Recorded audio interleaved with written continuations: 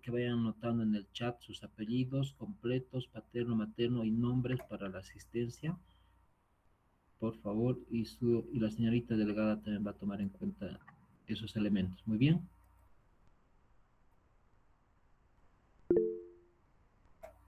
Está bien, doctor. Gracias, Vicente.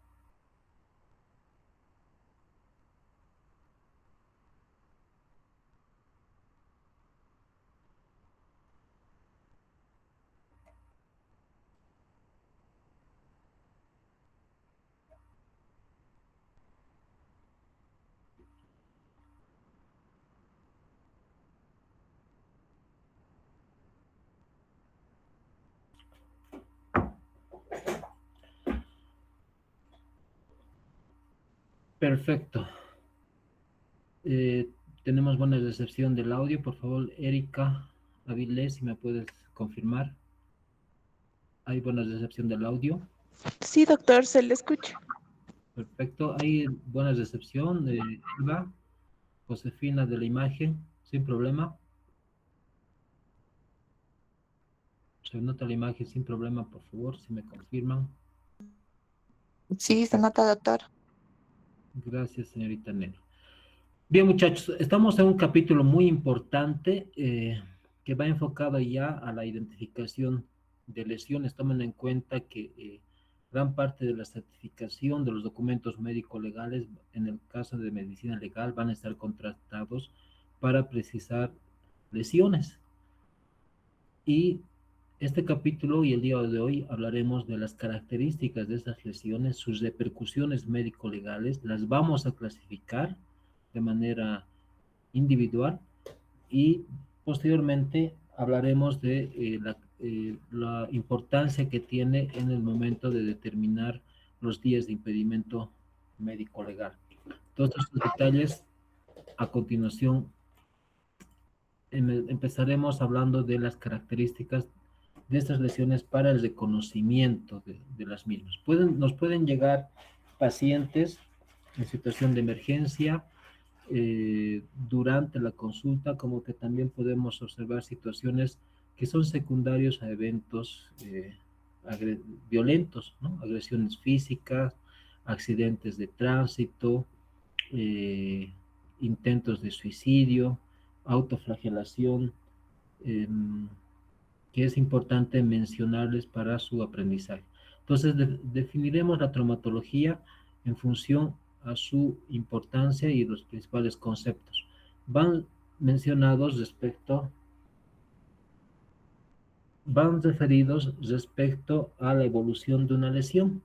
Eso significa que el cuerpo humano, para poder precisar o identificar las lesiones, tienen es muy importante determinar cierta cronología de evolución de estas lesiones. Por eso que la traumatología forense se constituye en un capítulo muy importante para determinar el tiempo de evolución de una lesión. Y conforme tenga la característica, uno puede determinar cuántos días de evolución tiene una lesión de tal manera que incluso eso se puede detallar durante la certificación médico legal. Tomen en cuenta que estas lesiones que vamos a identificar entran dentro de una rama que se llama la traumatología forense, porque principalmente van generados por un efecto de tipo violento. Y acá es importante precisar el siguiente detalle, lo que es la causa y efecto, que lo debemos contrastar durante el examen clínico. Muchas de las lesiones que vamos a observar durante un examen clínico o durante un examen médico pueden involucrar inclusive la parte de la fisonomía de la persona. Es por eso que esas lesiones que se encuentran en áreas muy cercanas al rostro son consideradas como lesiones de tipo estético. Y al decir de lesiones de tipo estético significa que pueden generar una secuela permanente que genere a su vez una alteración en la simetría del rostro y de la cara. Y como consecuencia de ello se genera una pérdida de la autoestima, una alteración física que inclusive puede ir acompañada de una alteración de tipo fisiológica, ¿no? Al margen de la parte estética. Estas lesiones estéticas que alteran la estructura de la simetría del rostro son estudiadas en un punto muy especial porque son consideradas como lesiones que a la larga pueden tener repercusiones funcionales y en la vida misma de la persona. Por eso que cualquier cicatriz o lesión que ustedes evidencian en áreas muy cercanas al rostro deben realizar la descripción minuciosa porque probablemente requiera un tratamiento de tipo estético, quirúrgico, plástico y hasta veces de carácter funcional, y obviamente eso va a generar mayor repercusión para la determinación de los días de impedimento médico legal. Creo que hay estudiantes que están en espera. De un segundito, por favor. Hay algunos que han ingresado. Vamos a admitir a todos.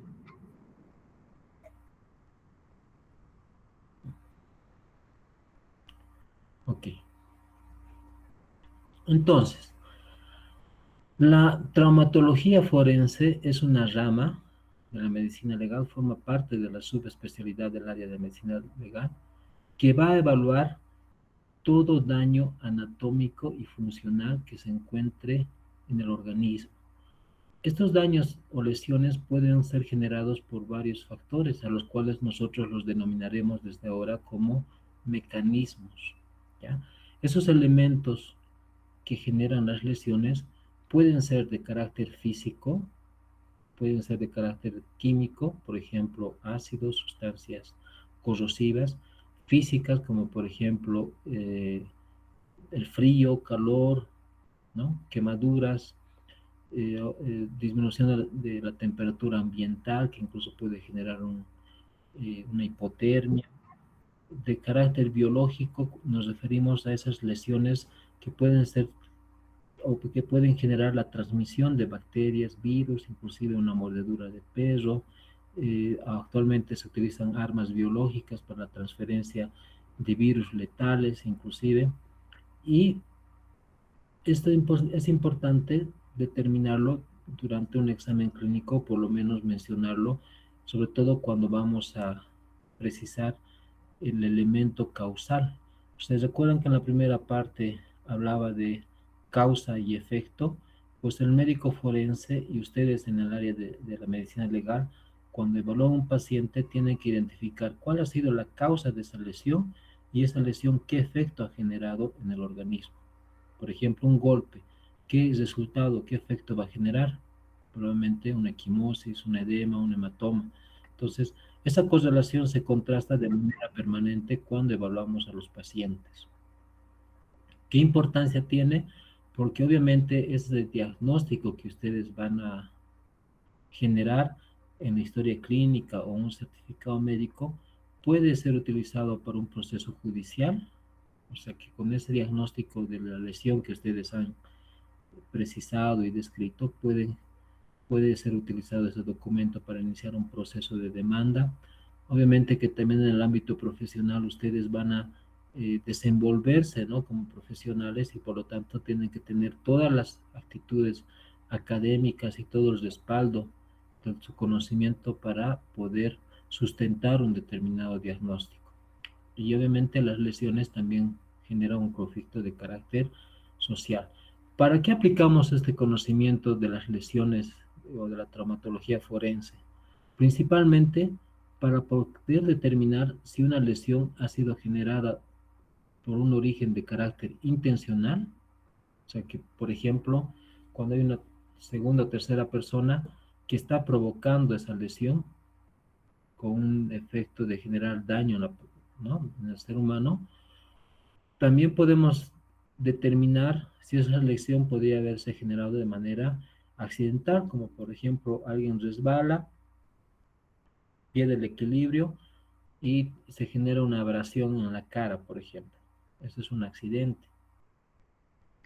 O por lo menos sospechar si esa lesión ha sido autoinferida, sobre todo en situaciones donde la persona busca autolesionarse como, en situaciones como el suicidio, por ejemplo. La importancia también radica en que cuando evaluemos una lesión, nosotros podamos por lo menos sospechar cuál ha sido el agente causal. Cuando me refiero al agente causal, me refiero a a qué elemento podría haber generado esa lesión. Cuando vemos una herida irregular, como si la piel hubiera sido machucada, sospechamos tal vez en un elemento contundente, puede ser una piedra, algún elemento con bastante peso que ha comprimido la superficie de la piel. Ese es un agente causal. Y el mecanismo se refiere a cómo actúa este agente causal para provocar una lesión. En este caso, la piedra, su mecanismo va a ser de tipo contundente o de tipo contuso. Pero no solamente una piedra puede golpear, la piedra, dependiendo de la intensidad por la que va a ser lanzada o utilizada, inclusive puede generar un corte. Entonces, esas características del mecanismo de producción debemos interpretarlas según la forma que tiene la herida, según las características externas, el tipo de hemorragia, si, si encontramos coágulos, si tiene signos de vitalidad, todos esos elementos lo precisamos en un documento médico legal, que en este caso va a ser un certificado para ustedes. Pero no terminan acá. Ya sabemos qué lo ha provocado, sabemos cómo ha actuado, y la segunda etapa es saber cuánto tiempo de evolución puede tener esa lesión. Sin duda, ustedes cuando ven un paciente, por lo menos pueden sospechar cuánto tiempo de evolución tiene según las características, ¿no?, de la lesión. Por ejemplo, si vemos una herida que ya presenta signos de cicatrización, que hay tejido conectivo que se está restableciendo, que se está prácticamente que ya la herida ya se ha cerrado, ¿cuánto tiempo creen que ha pasado una herida de estas características? Y ya tiene zonas de depósitos de fibroblastos, y hay una cicatriz rosadita. ¿Cuánto creen que en qué tiempo podría haberse producido esa heridita con esas características? A ver, un aproximado más o menos, según lo que han visto.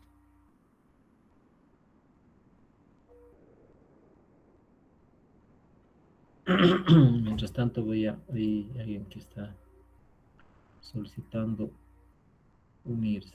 A ver, piensa un poquito. ¿En cuánto tiempo más o menos en una herida se va formando una fibrosis, la cicatriz casi parecida ya a una piel sana? ¿En cuánto tiempo?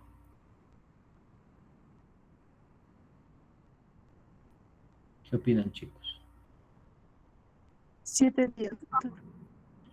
Aproximadamente, ¿no? Una semana más o menos. Entonces, ese tiempo que ustedes están sospechando, muchas veces nos piden en los interrogatorios precisar la data de la lesión.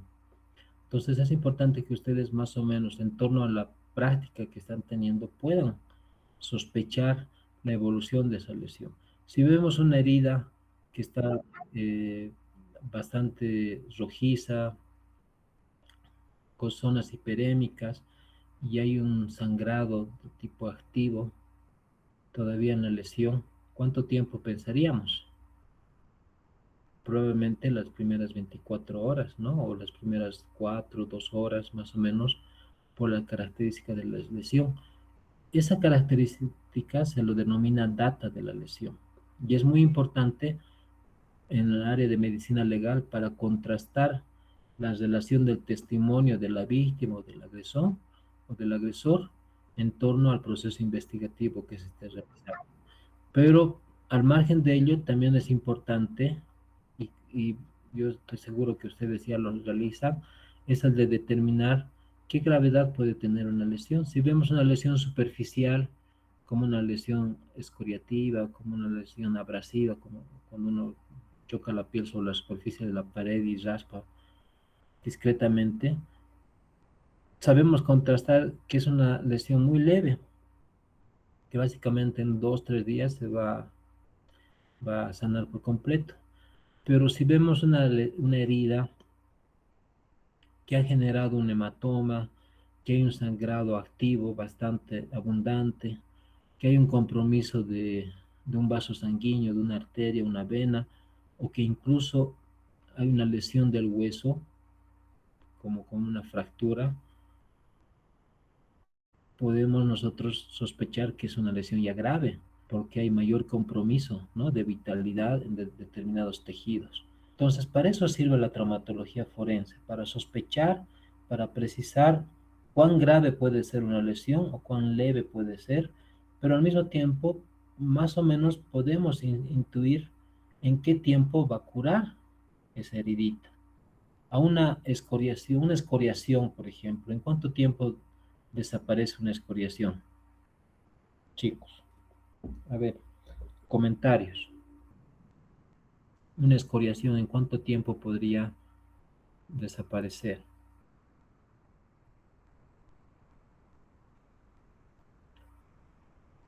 Una escoriación. ¿Qué dices, Richard Paco?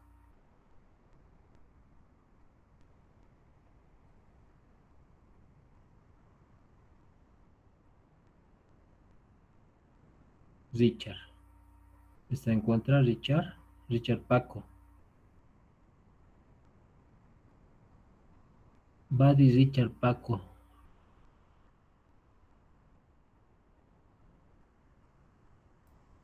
¿No está en sala?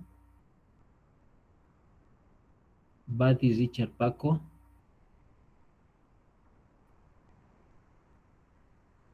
¿Por qué no está, no? Richard Paco. Ok. Creo que ha encendido y no forma parte de la clase. A ver, Carlos Maita. Acá, doctor, más 2 a 3 semanas, doctor. Una escoriación, ¿en cuánto tiempo se resolvería? 2 a 3 semanas, doctor. Yo creo que es mucho para una escoriación. ¿Qué dices, Lady? En 3 a 5 días. Aproximadamente, ¿no? Alejandra, ¿qué opinas? Doctor, podría ser de 3 hasta 10 días, dependiendo de la profundidad. Ya. Las escoriaciones se caracterizan sobre todo porque no son tan profundas, son discretamente superficiales, ¿no? Lady, ¿querías decir algo más?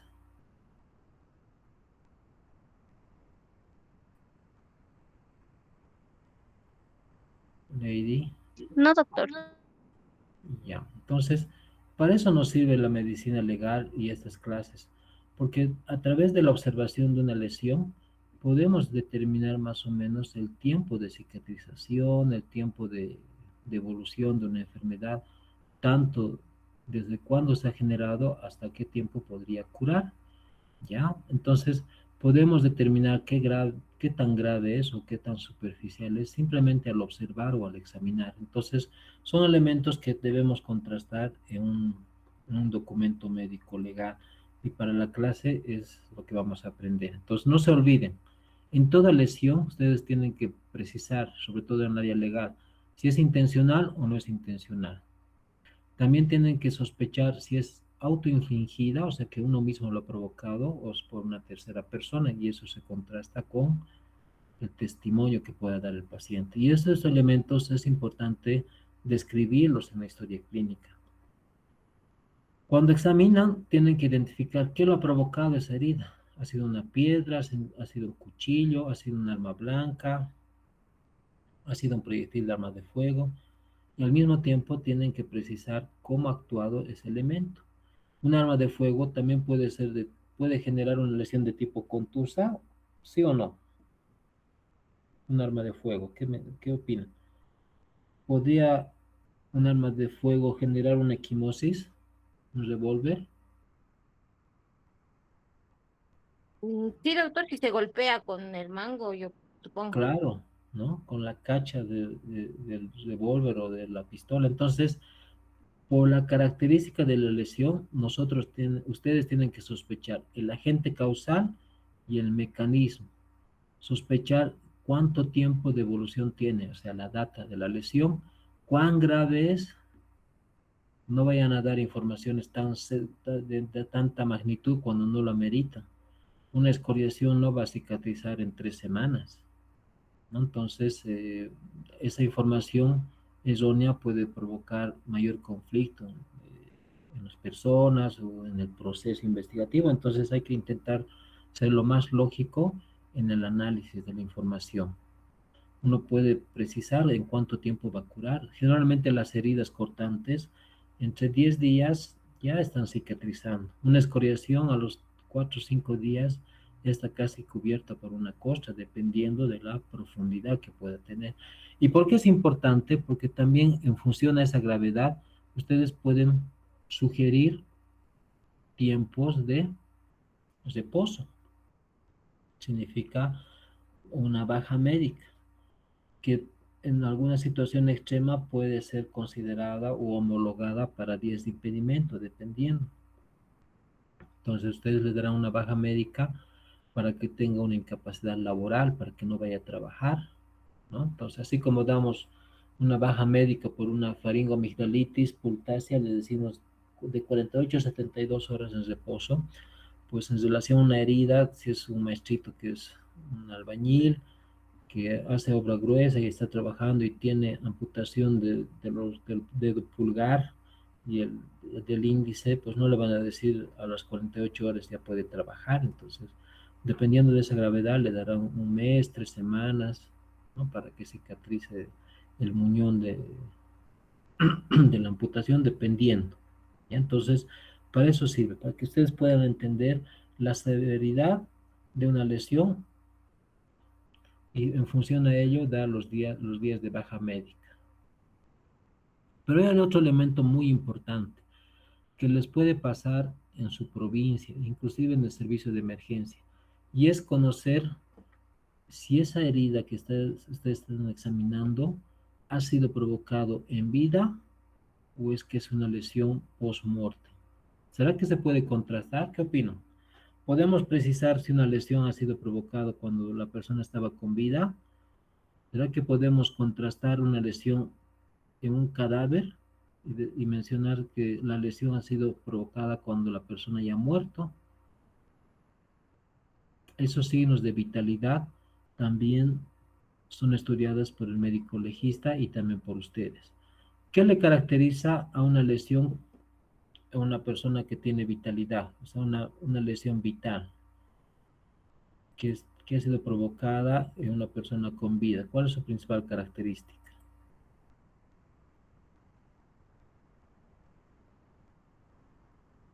Muchachos, ¿cómo podemos decir esta herida ha sido provocada en vida y por qué sospechamos que ha sido provocado cuando ya era un cadáver?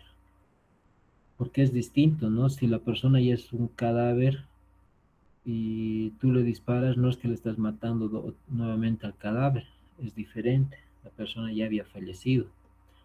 Y un disparo en un cadáver no va a tener la severidad de sanción como cuando la persona estaba con vida.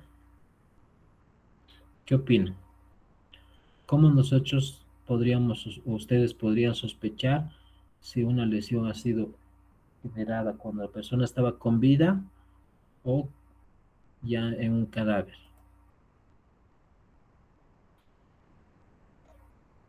A ver, dudas, simplemente así, opiniones sencillitas. Doctor, ¿puede ser por la data de tiempo? ¿En qué nos Eh, basaríamos? en un ejemplo, digamos, si fuese en una persona viva, vamos a ver los signos de la inflamación, dolor, rubor más que todo, coloración en la piel, mientras cuando es ya un difunto está muerta la persona, incluso el color en el golpe ni siquiera se nota, se podría decir, porque no ha habido este proceso de inflamación.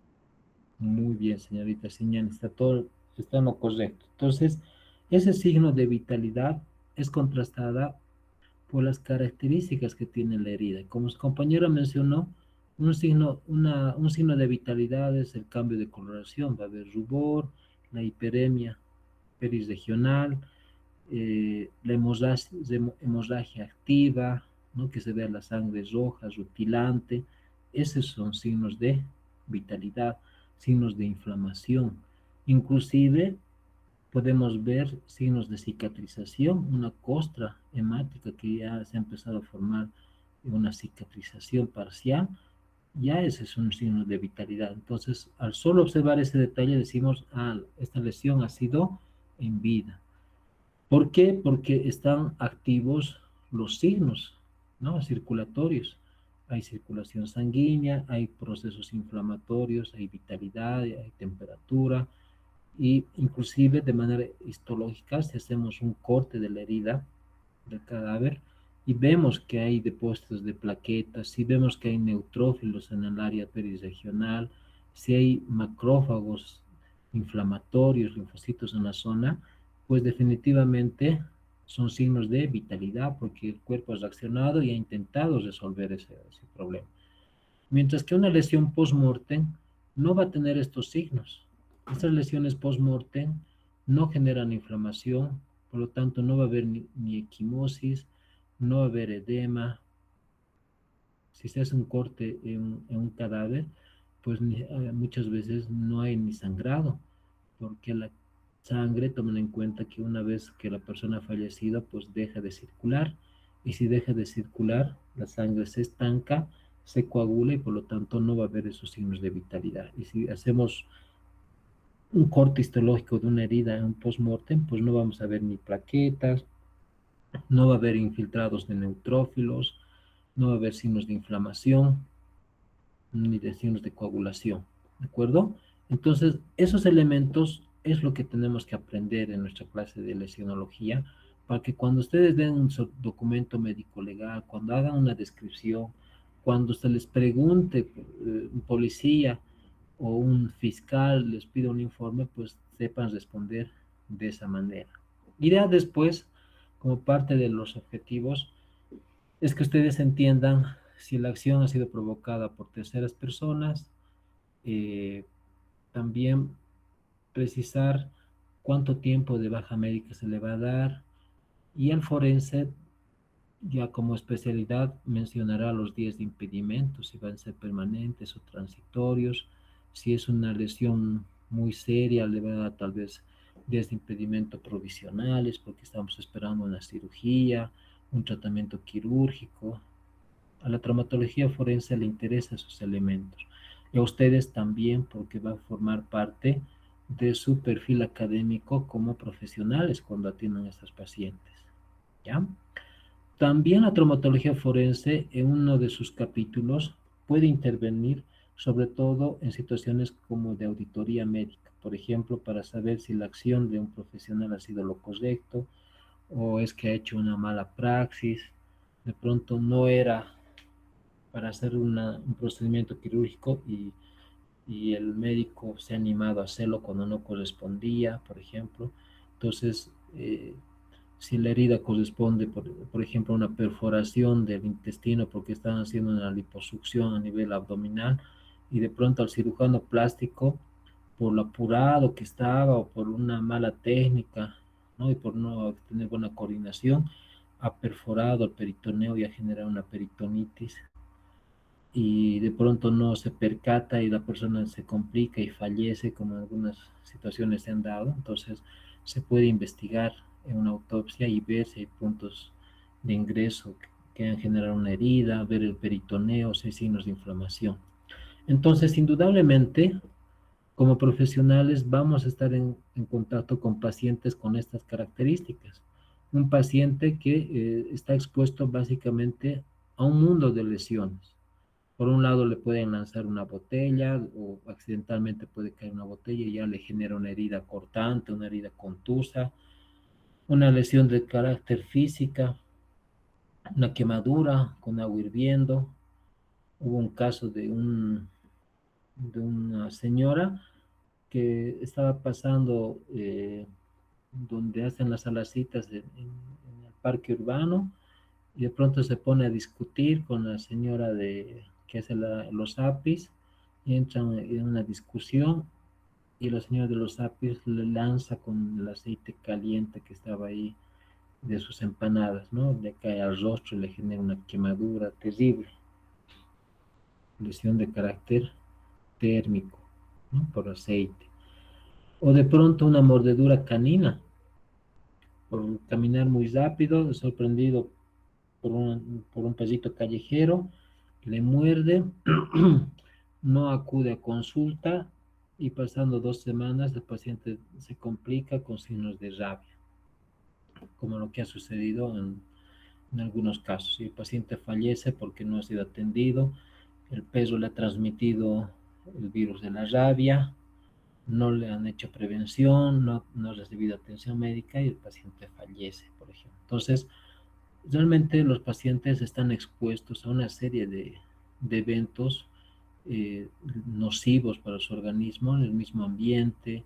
El estrés mismo ya genera una lesión de carácter emocional y en función a ello, pues podemos ya clasificar a esas lesiones según los agentes que han vulnerantes, o sea, los elementos que provocan, pueden ser de carácter mecánico. Por ejemplo, un golpe de puño tiene un carácter mecánico. La compresión de las manos contra el cuello para generar asfixia y genere lesiones equimóticas es mecánico. El lanzar una piedra y que ésta cae, golpea la parte del rostro o el cráneo, es una lesión de tipo mecánica, ¿ya? Lesiones físicas, pues, mencionamos el frío, el calor, bajas temperaturas, altas temperaturas o elementos químicos como agentes vulnerantes, por ejemplo, los gases que utilizan los policías, los de PAC para dispersar personas, el monóxido de carbono que se genera por el encendido de un motor que de manera permanente está eliminando gases, ¿no? O que la olla se ha quemado en el domicilio y está eliminando monóxido de carbono porque se ha quemado la comida y nadie ha observado ese detalle y los niños fallecen. Esos son agentes vulnerantes, ¿no? Que pueden lesionar el organismo. Y según la gravedad, podemos mencionar que las lesiones pueden ser graves, leves o gravísimas según nuestro Código Penal. Entonces, ¿cómo definiríamos una lesión personal? Para ustedes que están en el área de emergencias y el área de medicina, cualquier lesión que ha sido provocada en el cuerpo, ¿no? Y acá no solamente nos referimos a una lesión física. Fíjense que también hablamos un poco en la psicología, la psiquis de la persona. Entonces, esa actitud de amenaza, de amedrentamiento, ese estrés postraumático por efecto de una agresión sexual o raptos, o sea, genera también un daño que en este caso va a ser enfocado a la parte mental y no solamente a la parte física. Entonces, una lesión personal es un daño causado en el cuerpo o en la salud de una persona, incluyendo la parte emocional, ¿listo? En donde el agresor ha utilizado cualquier elemento de los que ya he mencionado, físico, químico, biológico y psicológico. Y ello significa que puede combinar incluso estos elementos, ¿no? Puede amenazar y pegar, golpear o quemar con una sustancia. Entonces, no necesariamente tiene que ser individualizado. Pero hay otro elemento muy importante, que las lesiones personales, su característica es que no han provocado la muerte. Entonces, para acá delimitar una lesión, entendemos que la persona todavía está con vida y que si bien ha generado un daño, no ha provocado la muerte. Porque si ha provocado la muerte, ya no se hace valoración de lesiones personales. En este caso, se actúa como en una situación de homicidio o asesinato. Entonces la figura cambia. Las lesiones van a generar otro tipo de días de impedimento, otro tipo de sanción, mientras que el fallecimiento producto de la muerte, de la lesión, ya va a generar otro tipo de análisis que va a ser de tipo de asesinato, ¿no? O homicidio, ¿ya? Y las sanciones van a ser todavía. Entonces, cuando hablamos de lesiones personales, nos referimos exclusivamente a personas que están con vida y han tenido un efecto y una secuela de esas lesiones. Si la persona, producto de esa lesión, fallece, ya no se hace valoración de lesiones personales, porque ¿qué le vas a dar a un cadáver? No le vas a dar 10 de impedimento. Por más que le des 10 de impedimento, ese cadáver no va a revivir. Entonces se lo trata como homicidio, ¿ya? O asesinato o muerte en estudio. Para contrastar ese elemento, acá les estoy mencionando lo que dice nuestro Código Penal, un poquito para informarles y para que ustedes tengan orientación. Y si tienen un familiar que es abogado, un pariente que está en el área legal, pueden correlacionar. En el área legal se maneja el Código Penal y en el Código Penal se establece en este artículo 270, en el capítulo 3, donde específicamente habla de las lesiones, se precisa lo que es una lesión gravísima. Por eso es muy importante que deseo que ustedes sepan contrastar qué es una lesión, cuál es su mecanismo y por qué puede ser lesión grave, leve o gravísima. Empecemos de la más seria. En el artículo 270 se habla de lesión gravísima cuando el producto de la lesión genera una incapacidad médico-legal de manera permanente que sobrepasa los 180 días de impedimento médico-legal. Entonces, ¿qué podría ser una lesión gravísima según este contraste?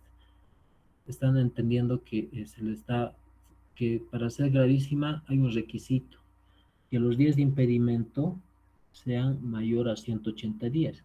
En otras palabras, mayor a 3 meses. ¿Qué podría provocar un día de impedimento mayor a 180 días? ¿Qué lesiones? A ver, ustedes, con la experiencia que ya están teniendo, ¿qué podría provocar días de impedimento mayor a 180 días? Doctor, supongo que la fractura de cadera. Sí, puede haber podría ser, sí, ¿Quemadura, doctor? ¿Provocada? ya unas quemaduras de tercer grado, ¿no? Que ocupen mayor al 40-50% del cuerpo. ¿Qué más? Otra lesión ¿Terapia gravísima. intensiva? ¿Perdón? ¿Por terapia intensiva? Que esté en terapia intensiva, y puede ser por un trauma encefalocraneano, ¿no? Una cirugía por hematoma, un hematoma subdural o epidural, ¿está bien? Otra lesión. ¿Fractura, doctor? Fracturas, Fracturas que han requerido intervención quirúrgica, que sean muy serias, porque hay fracturas, por ejemplo, que en 2 meses tranquilamente pueden salir, ¿no? Con yeso, y en los niños más antes todavía, entonces se contrasta esa severidad. Para hacer lesión gravísima, tiene que ser mayor a 180 días, ¿ya? Y están los ejemplos que ustedes han mencionado. También se contrasta en este Código Penal lo que les mencionaba al inicio, la marca indeleble. Tengan mucho cuidado cuando exploren o certifiquen lesiones en la cara, porque ustedes saben por las líneas de Langerhans, cualquier lesión que haya alterado las líneas de Langerhans ya genera una posible marca indeleble, sobre todo a nivel del rostro, ¿no? Y eso es, en otras palabras, es un daño estético, es una secuela estética. Inclusive pueden tener mayor severidad y ser considerado como un gravamen para la lesión si es en un niño, niña o una persona embarazada, ¿no? O en situación de indefensión. Entonces, una cicatriz que altere la simetría del rostro se lo considera como marca indeleble. Por ejemplo, la figura que ustedes están observando es el rostro de una colega. ¿Ustedes se acuerdan cuando hubo la intervención en la Plaza Murillo, donde hubo un enfrentamiento entre policías y militares? Pues la doctora que estaba observando acá estaba trabajando en el Instituto Gastroenterológico Boliviano Japonés. Ese día estuvimos de turno, ¿ya?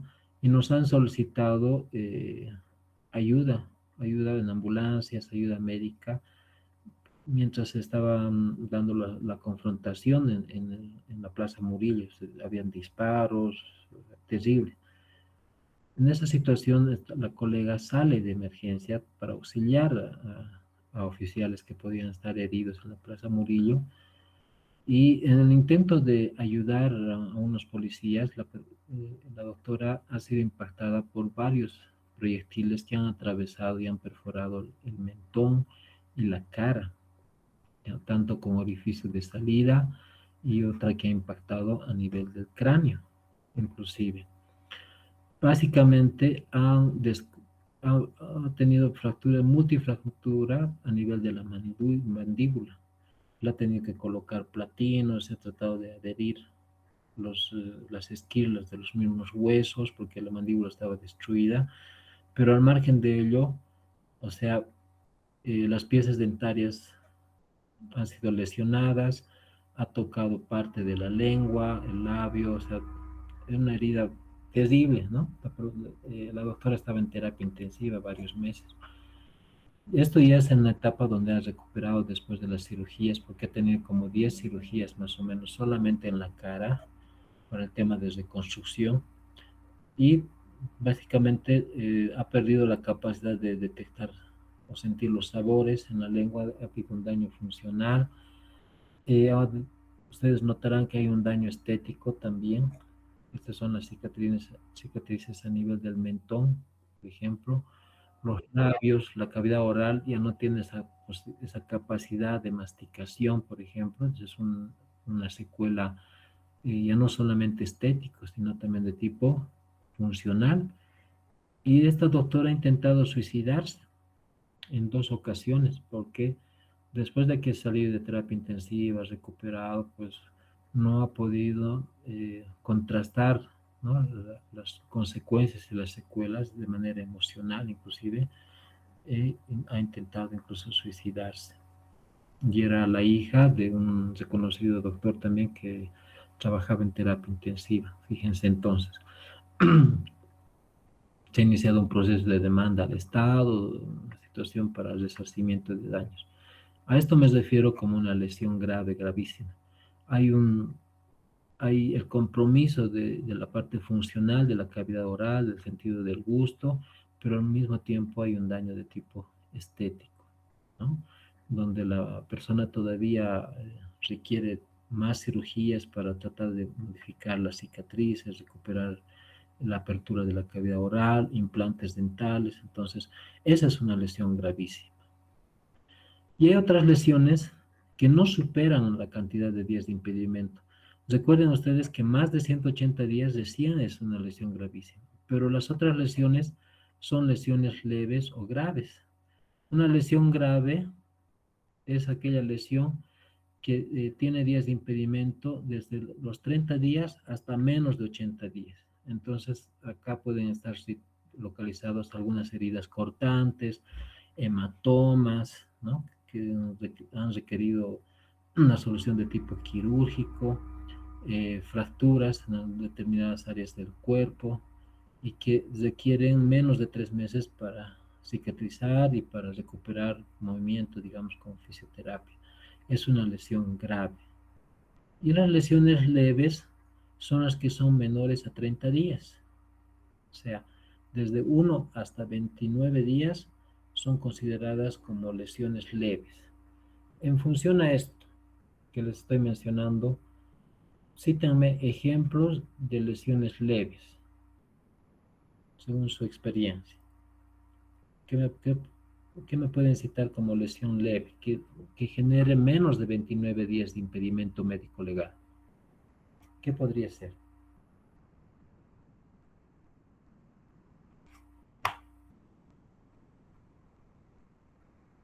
Lesión leve. Pueden ser, doctor, contusiones simples, golpes, equimosis, moretones. Muy bien, contusiones, escoriaciones, heridas superficiales que van a cicatrizar en 2 semanas, ¿no? Heridas cortantes, tal vez una fractura que no está desplazado, sin desplazamiento, una fisura, esas son lesiones leves. Y para el área legal, menos de 29 días de impedimento es considerado como lesión leve. Y fíjense las sanciones. Para una lesión leve, la sanción que puede tener o dar el juez, según la investigación todo, es cárcel de 6 meses hasta 2 años. Entonces, una equimosis que tiene días de impedimento de 7 o 5 días de impedimento, si se presenta para un juicio, una demanda, pues y gana, el agresor puede estar 2 años en la cárcel, simplemente por la equimosis. ¿Ya?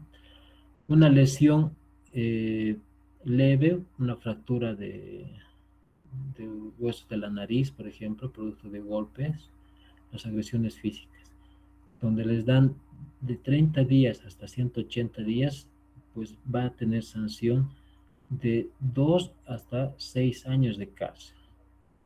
Entonces, notan el contraste entre lo que es una lesión grave y una lesión gravísima. Obviamente las lesiones gravísimas van a tener más de 6 años, 10, 15 años de cárcel según la severidad de la lesión.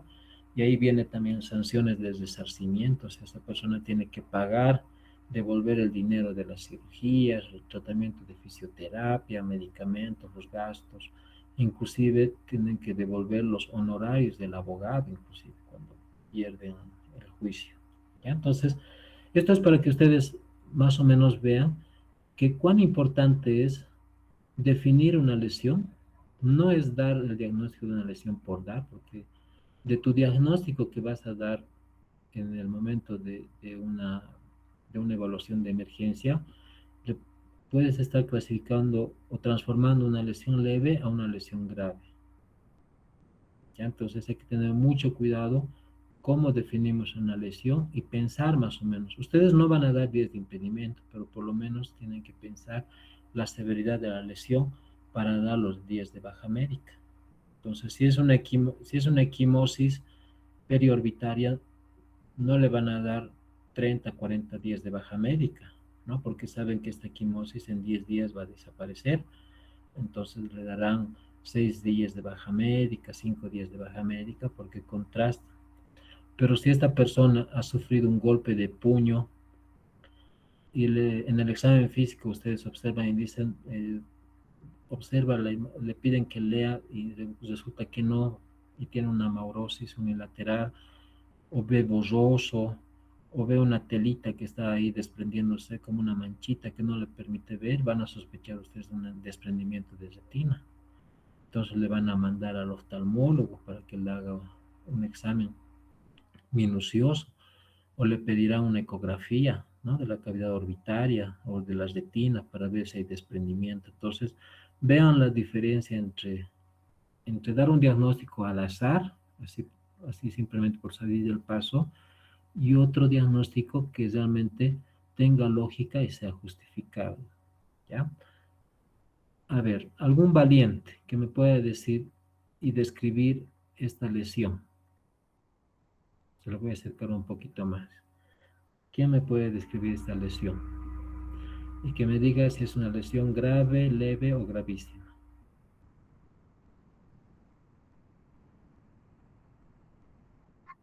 A ver, ¿quién quiere participar?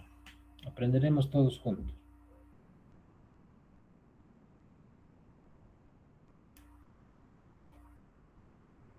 De lo contrario, a ver, Wilson Ali.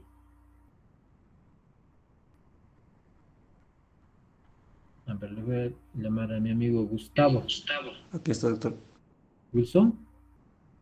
Sí, doctor. A ver, Wilson. Describime la lesión. Bien, doctor, podría decir tal vez que este sería una lesión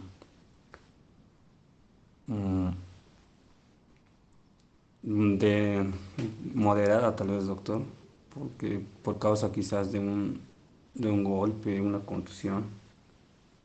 Ya, eso ya se anatomía. Ahora, eh, dime las características de la lesión.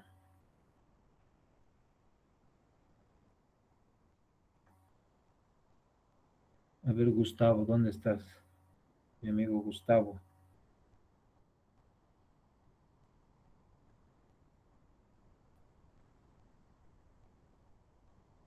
¿Está Gustavo en clases? Creo que no, ¿no? A ver, otra, alguna señorita que quiera participar. Doctor, Listo. perdón. Ya. Sí, sí. Doctor, ¿sería una lesión en el área conjuntival? Eso en oftalmología le decíamos que era una hiposfagma o una equimosis conjuntival. Ya. A nivel de la conjuntiva, sobre todo te estás enfatizando. Y en el área periorbitario, ¿qué ves? Una equimosis, doctor. Ya, perfecto. ¿Dónde? ¿Dónde está la equimosis? A ver, utilicen el conocimiento de anatomía forense, características. Dígame color, dimensión y ubicación. Les llega este paciente y tienen que hacer la historia clínica o dar un certificado médico. Le dice, por favor, necesito mi certificado médico. ¿Cómo lo van a describir? Dice, Doctor, estaría ubicado en lo que es el tercio externo del área periorbitaria. Mediría alrededor de 1 centímetro y tendría un color violáceo. ya estamos cerca, está bien. ¿Más opiniones? Doctor, hay compañeros que están esperando en sala. Uy, están esperando en sala. A ver, dentro de ellos, pero la única que, a ver, ¿dónde está? Levantaron las manos, no, Lady Mamani, personas. Decía Micaela, la única, nadie más. Enseguida, Lady, conversamos contigo. No hay más personas. No tenemos más personas. A ver. Solo era la última señorita, no había más. ¿Ya? A ver, si te escuchamos, ahora sí. Doctor, tal vez sería lesión ocular localizada en conjuntiva vulvar inferior y compatible con hemorragia subconjuntival de aproximadamente 1 centímetro de longitud por de 0 a 2 a 0 a 5 centímetros de ancho y de color rojo intenso con bordes irregulares, sí, sin evidencia ni compromisos de estructuras profundas, quizás, doctor. Ya, estamos bien. Entonces, no se olviden, las clases son para aprender, ¿no? Nadie está diciendo que tengan que hacerlo a la perfección, pero está bien que participen. Por eso les hice el acercamiento. Entonces, si bien han descrito la parte conjuntival con la hemorragia y todo, también no se olviden de la parte periférica. Ya estamos hablando, localicen primero qué cavidad orbitaria es, si es izquierda o lado derecho. En este caso es la cavidad orbitaria izquierda, ¿no? Entonces, en la región periorbitaria del lado izquierdo, en el párpado superior, ¿no?, del ojo, hay edema. Miren, es un edema generalizado con equimosis periférica, ¿ya? De color violáceo, más o menos en la parte superior. Y notan aquí un tono medio amarillento. ¿Lo notan en su computadora, en su celular? ¿Lo notan? Aquí hay como un borde amarillento. Sí, doctor. Entonces, ese cambio de coloración, esa modificación, ya nos habla del data de evolución.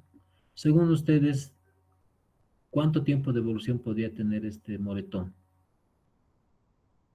La paciente les dice, esta mañana me ha caído el champú de una repisa justo en mi ojo. puede estar encubriendo a su agresor. O les dice, he tenido hace 4 días un golpe de puño por mi cónyuge o por mi pareja. ¿Cuál versiones les parece? ¿Qué versión les parece más cercano a lo real? La de 4 días, doctor. La de 4 días, doctor. Probablemente, ¿no? Va a haber pacientes que nos van a mentir. 4 días. Va a haber pacientes que van a venir y nos van a decir, esta mañana me ha agredido. Y van a ver el moretón, pero ¿por qué está amarillento? ¿Por qué ya se ha descompuesto la hemosiderina de la equimosis y está reabsorbiendo? Tienen que entender que una equimosis tiene un patrón por el cual la equimosis se va a reabsorber, no es que desaparezca. El trombofob, cuando lo aplican, también tiene un tiempo, acelera, ¿no?, la reabsorción de los coágulos, del moretón, pero de igual manera se puede visualizar, ¿ya? Entonces, cuando vean una equimosis, contrasten la veracidad del testimonio de la paciente. Obviamente hay que creerlos, pero hay personas, pacientes que salen de la verdad o que exageran. Vean las características de la lesión, no se olviden ver la parte periférica, no se centren solamente en lo que les llama la atención, la hemorragia subconjuntival, que sí también lo deben describir, que está muy bien lo que lo han hecho en las clases de oftalmología. No se olviden de los tercios, el tercio externo o el ángulo interno o el ángulo externo, dependiendo, pero también vean la parte periférica, ¿ya? Edema bipalpebral o edema en el párpado superior con equimosis perisregional de aproximadamente, por eso les he puesto la reglita 1, 2, 3, de 3.5, equimosis perisregional en el párpado superior, de 3.5, color violáceo, ¿no?, con halo amarillento, ¿listo? Y equimosis difuso, ¿no?, en el párpado inferior del ojo izquierdo. Entonces ahí ya están dando datos de evolución, de data de tiempo, y estas de absorción y esta coloración amarillenta por la reabsorción de la hemosiderina ocurre entre los 5 a 7 días más o menos. No es que se torne amarillento de la noche a la mañana. Entonces, eso les va a permitir contrastar el testimonio de la persona. Muchas veces las víctimas vienen acompañadas del agresor, inclusive, que les trata de atemorizar. En esa situación ustedes tienen que tener toda la capacidad de pedir que se retire, o por la privacidad del paciente solicitar que la va a examinar en otro espacio, en otro ambiente, porque las víctimas acompañadas con agresores se limitan a decir la verdad, porque están amenazadas, ¿no?, porque el agresor está escuchando. Entonces tienen que tener ustedes la actitud, una actitud realmente como para decir, retírese, déjenme con la paciente. Y hay que aprender, y eso lo van a hacer con la práctica. Obviamente hay agresores que incluso les van a querer agredir a ustedes, pero tienen que tener actitud para estos pacientes, ¿ya? Entonces, el objetivo es que con esto les quiero dejar el siguiente mensaje. Ante cualquier lesión, características, primero, de la ubicación, analicen la anatomía. 2, contrasten la coloración, sobre todo si son equimosis o hay heridas. Vean más o menos si es una herida reciente, si es antigua. Vean la vitalidad, vean el contorno, más o menos, para identificar la data. Y vean este halo amarillento, que es la reabsorción de la hemoglobina, la hemosiderina, para que después puedan contrastar el tiempo de evolución, ¿ya? Y es una fotito que es muy práctica para que ustedes puedan explorar. Entonces, todo eso al final va a estar contrastado por un certificado médico, y no les va a faltar hasta niños que tienen lesiones donde los traen los papás y de pronto ven cicatrices, equimosis sospechosas, equimosis en el área paragenital, sugilaciones en el área paragenital, y ustedes no la pueden clasificar simplemente como equimosis. Tienen que levantar las orejitas y sospechar si no es maltrato infantil, si no es agresión sexual. A veces, por casualidad, estamos examinando y vemos una equimosis, una sugilación en los muslos, en el glúteo de una guaguita, de una bebecita de 5 o 7 años, y la mamá lo ha traído por otra cosa, ¿no?, por dolor abdominal, digamos. Entonces, en esa situación, para eso sirve la medicina legal, para que ustedes también puedan sospechar, colaborar, orientar. Y obviamente, si la lesión ha provocado la muerte ya pues entra dentro de otra clasificación, ¿no? Que ya es homicidio y después vamos a hablar de eso, ¿ya? En el artículo 273 se habla de las lesiones seguidas de muerte, que ya en este caso ustedes no compete hacer el examen lesionológico, sí como parte del examen clínico se van a describir los moretones, las equimosis, tortura, todo, pero el principal diagnóstico va a ser generado porque ha muerto, ¿no? Por una herida cortante, punzante, lacerante, lo que ustedes han visto en las clases de documentología. No se olviden que para hablar de las lesiones tenemos 3 elementos constitutivos muy importantes para tomarlas en cuenta y el primer elemento es la víctima, a quien vamos a analizar el examen. Lo puede traer la policía, la víctima puede venir de manera voluntaria, puede ser un niño, una niña, un ancianito, una persona con una capacidad diferente, una persona en situación de calle, dependiendo. Entonces, primer elemento, la víctima. Eso no significa que, obviamente hacemos prioridad, ¿no? En los niños de menor de edad, en las mujeres embarazadas, por ejemplo, sí se puede dar una prioridad. El segundo elemento constitutivo es el agresor. Y este agresor puede actuar de una manera intencional, a lo que en medicina legal se llama dolo. Cuando alguien genera un daño, cuando hay una intención de generar un daño, eso se llama dolo, ¿ya? Por eso es que a los médicos no nos pueden decir homicidio doloso, ¿no? El doctor no es que ha operado con dolo, no ha entrado a quirófano para matar a ese paciente. ¿O quién va a programar una cirugía y va a decir, hoy a quién matamos? A ver, al de la cama 8 que entre y a ver qué pasa en el quirófano, lo asesinamos? Porque ningún médico, ningún cirujano actúa de esa manera. Pero lastimosamente las leyes muchas veces inculpan a los médicos con una actitud dolosa, con intencionalidad. Y eso no es real, no es cierto, y por lo tanto pues tenemos que tener la capacidad como para defendernos. O nos indican de homicidio culposo. O sea, culposo significa que no ha tenido la intención de matar, pero por efecto de sus acciones ha generado el fallecimiento. En una cirugía que no es previsto que se va a generar hemorragia y de pronto no has solicitado transfusiones o tener paquetes de sangre entera para una posible transfusión y no has pedido, o no has tipificado el grupo sanguíneo, o por apurado, en vez de cortar, no sé, una rama de la arteria o una víscera o una porción del intestino, has cortado uréter, o has cortado una arteria y se ha provocado una hemorragia. Entonces, esa actitud en la cual el cirujano o el médico ha actuado no de manera intencional, pero sí podría haber hecho una infracción a una técnica, una normativa, o por muy confiado puede generar el fallecimiento, y ese fallecimiento va a ser considerado como un homicidio de tipo culposo, ¿no? Por producto de una inoperancia, de una inobservancia, de una imprudencia de sus actos dentro del quirófano, que ha ido a operar en estado de ebriedad, ¿no? Ahí después de una farra, en la madrugada, a una cirugía. De pronto no ha visto bien y ha cometido un error. Eso es, sí, un acto de tipo culposo. Entonces, se toma en cuenta para esas lesiones, el segundo elemento constitutivo es el agresor. Y obviamente, de la acción de ese agresor se va a generar el resultado. Y el resultado es lo que nosotros vemos. Una herida, una lesión permanente, un daño estético, el fallecimiento de una persona o la muerte puede ser un resultado de ese actuar, ¿ya? Entonces, inclusive el daño emocional, el daño psicológico que puede sufrir este paciente por efecto del agresor es considerado como un resultado. Entonces no se olviden de esa triada.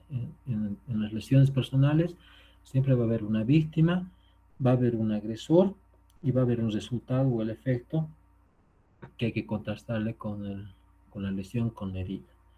Ya para terminar, muchachos, porque tienen otras clases, en esta imagen no se olviden que en una lesión un contacto entre víctima y agresor, hay una tríada que se llama la tríada de Lockhart, que alguna vez les he mencionado.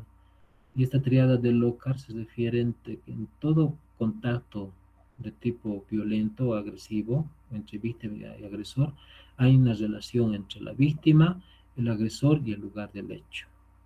Ya les voy a demostrar esto de manera práctica en nuestras clases.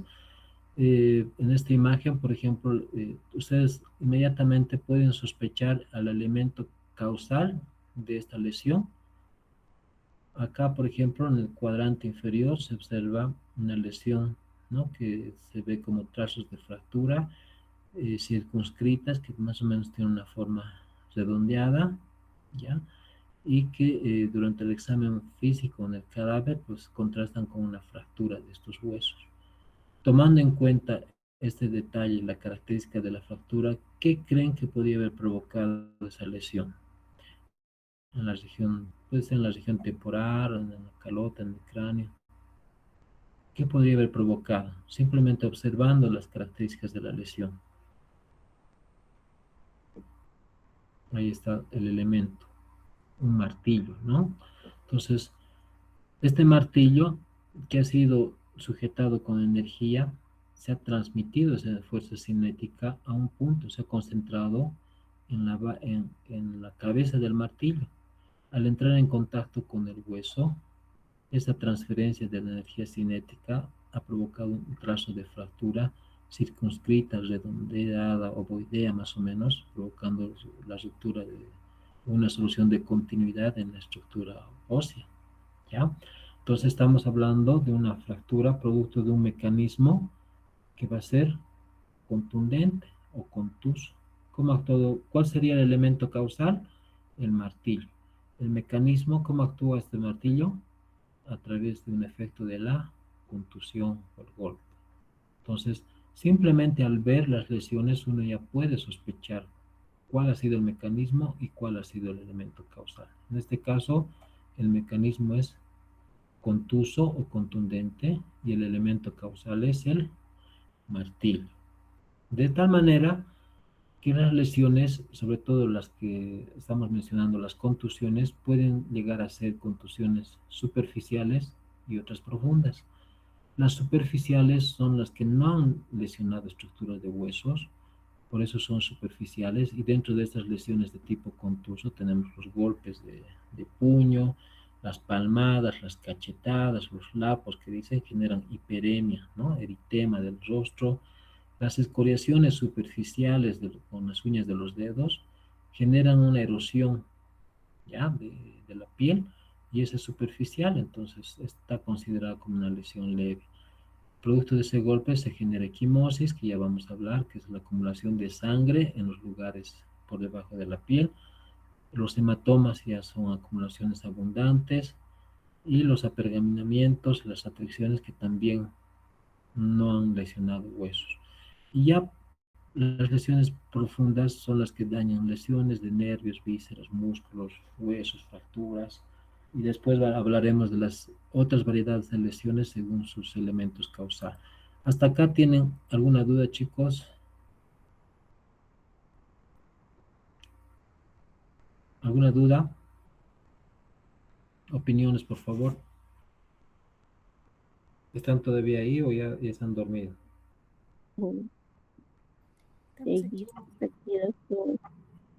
Siguen de sueño. A ver, Lisbeth, ¿dónde estás? ¿Se ha comprendido? Chicos, Sí, ¿alguien doctor. tiene alguna duda?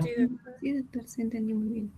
Ya, vayan ustedes, todavía vamos a tener otra clase virtual más para hablar de lesiones, pero ya les voy adelantando que para la parte práctica, cada uno de ustedes va a traer una fotografía, tamaño carta o oficio, de una lesión de la cual no van a repetir, no van a traer las mismas lesiones, pero van a describir en el aula. Vamos a hacer una práctica de simulación, de evaluación de pacientes con lesiones. Así que cada uno de ustedes vaya buscando la mejor herida, la mejor fotografía, vamos a darle un premio a las mejores fotografías para describirlas, ¿ya? Y para identificar los mecanismos, para identificar la gravedad de una lesión, días de impedimento, o en este caso baja médica, en relación a estas fotitos, ¿de acuerdo? Muy bien, comprendido entonces, ¿no? La clase, nos falta todavía hablar de lesiones, así que de seguro el día viernes vamos a ponernos de acuerdo. ¿Listo? Les agradezco. Está bien, doctor. Muy bien, Lisbeth. Les agradezco mucho. Ya nos comunicamos internamente y hasta la siguiente clase. Tengan ustedes buenas noches, chicos. Doctor, Buenas una noches, doctor. preguntita. Buenas noches, doctor. Dime, Lisbeth. No, doctor, una pregunta. ¿Para la foto puede ser tanto de vivo o muerto o solo vivos? Ambas está bien. Una con vitalidad y otra en cadáver. ¿Ya? Búsquense esas dos fotografías. En vida y en cadáver. Ambas cosas.